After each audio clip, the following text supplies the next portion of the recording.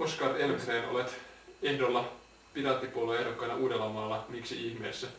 Joo, no näin on valitettavasti päässyt käymään. Että tämä on vuosien mittaan hieman huolestuttava tämä nykyyhteiskunnan kehittyminen, tämmöisiä sormenjälkirekistereitä passeihin liittyen ja tällaista kaikkea keskinopeusvalvontaa, eli käytännössä kerätään tämmöisiä tietoja, että missä kansa on milloinkin liikkunut ja tällaista ihan kaameita shaibaa, mihin pitäisi oikeasti olla niin kuin joku taho eduskunnassa, joka edustaisi niitä kansalaisoikeuksia myöskin.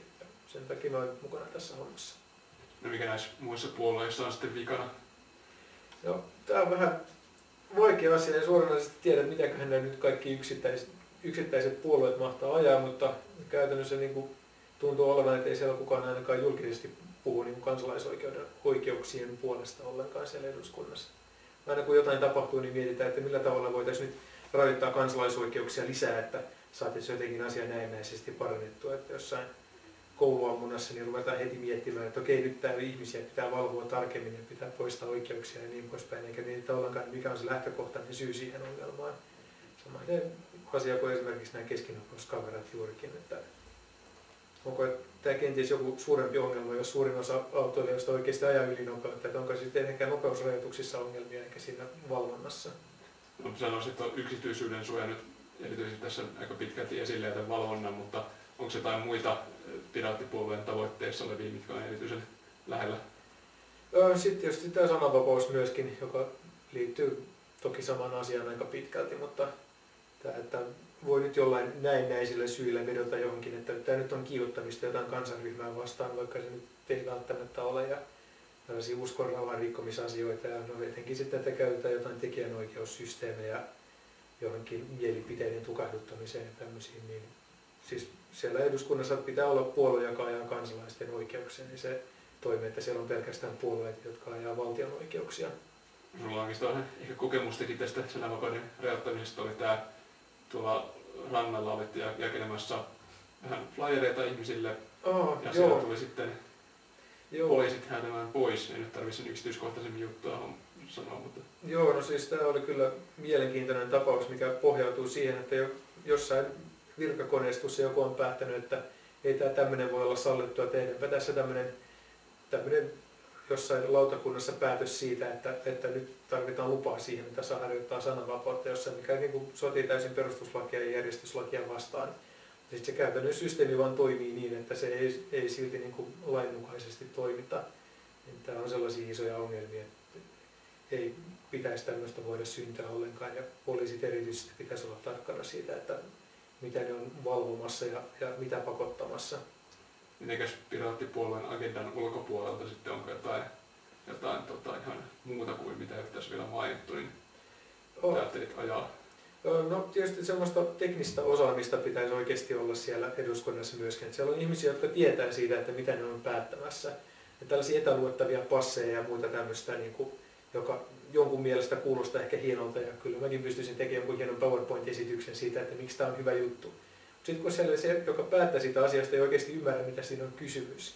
Eli siis kysymys on siitä, että kuka tahansa pystyy jonkun 10 metrien päässä lukemaan tiedot siitä passista. Silloin on täysin kaikki tarvittavat tiedot siihen, että se pystyy valmistamaan itse jotain kopioita siitä passista ja esiintymään niin kuin sinä henkilönä ilman, että se niin kuin passin haltija voi tehdä asialle yhtään mitään. Ja nämä on tämmöisiä niin kuin ihan järjettömiä asioita, jotka ei ole niin kuin mitenkään vaikeita tai kummallisia, mutta tällaisia syntyy, kun ei ihmiset tiedä, niin kuin mistä ne on päättämässä. Kerrotko vielä jotain omasta ammatillisesta tai muusta taustasta, että mitä sä oot hommaillut tähän mennessä? Joo, no mitä koulutukselta olen DI-opintoja suorittanut TK-puolella, joka nykyisin on sitten Aalto-yliopistoa. Harrastuksia pyörittelen siellä koululla tuommoista formulatiivia, tai siis tuommoista opiskelijaprojektia. Sitten olen teknologian alan yrittäjä käytännössä ammatiltaan, siis tällä hetkellä jotain sen suuntaista semmoista perheyritystä yritetään laittaa käyntiin ja pyöritellä. Ja sitten varmaan tämmöisenä enemmän kiinnostavana asiana sitten on pornoalan ihmisiä. Eli no, jossain vaiheessa olin muutamien ihmisten arvion mukaan niin Suomen nähdyin pornoesiintyjä, tai siis suomalaisen pornotuotannon nähdyin esiintyjä.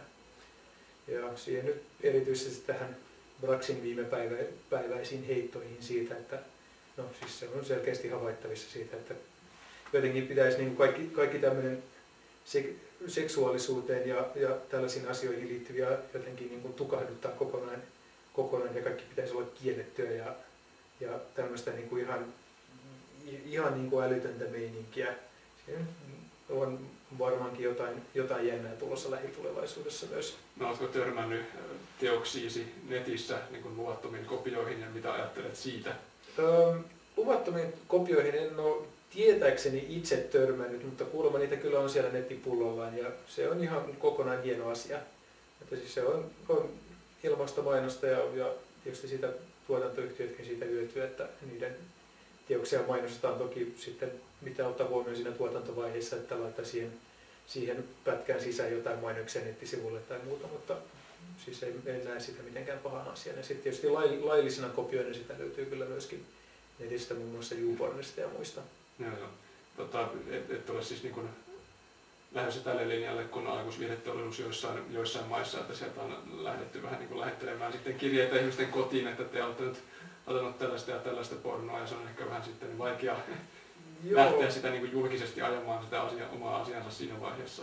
Joo, tämä on vähän mielenkiintoinen asia. Yksi mun suurista idoleista on tämä Larry Flint, joka on suuri kansalaisoikeusaktivisti, tai kaipa sitä nyt sellaiseksi voisi kutsua hyvällä oman tunnolla siellä Yhdysvalloissa, joka siis omistaa sen Hustlerin siellä.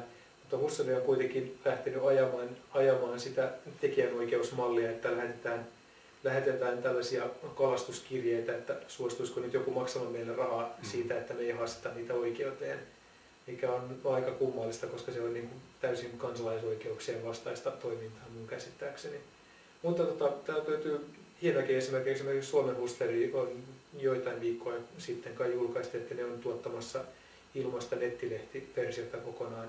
Mikä on siis tällaista hienoa asiaa, että ei se niin kuin raha tarvitse tulla sieltä kuluttajalta suoraan, vaan sitä voi jollain mainostuloilla tai muuta kautta hoitaa myöskin, mikä sitten niin kuin toimii sellaisella tavalla, mitä niin kuin ihmiset niin kuin mieltää, että nettiä voi käyttää. Että siellä voi mennä jollekin sivulle ja katsoa, mitä netistä löytyy, ei enää niin kuin halua sitä erikseen maksaa, vaan se on niin kuin sen palvelun tuottajan niin kuin vastuulla pyörittää sitä asiaa.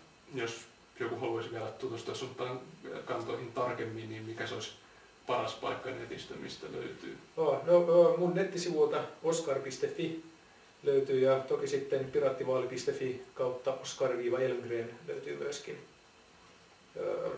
Onko jotain muita jänniä paikkoja? No tietysti googlaamalla sitten esiintyjän nimeä tai muuta, niin varmaan löytyy. Esiintyjän nimi oli? Joo, esiintyjän nimi on Jeppe. Muistakaa tämä. Löytyy myöskin varmaan jostain netistä.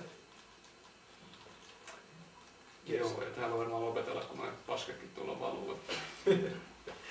Varmaan tulee hyvät taustamusiikit. Joo, kiitoksia.